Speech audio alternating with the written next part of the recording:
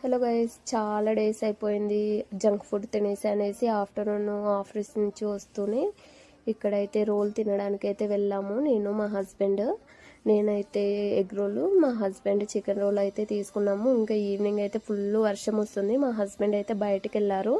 నేను తను వచ్చేలోపు వంట చేద్దామనేసి, తర్వాత మళ్ళీ నైట్ కాల్ ఉంటుంది 7కి, అందుకోసమే వంట ముందే ప్రిపేర్ చేసేస్తున్నాను.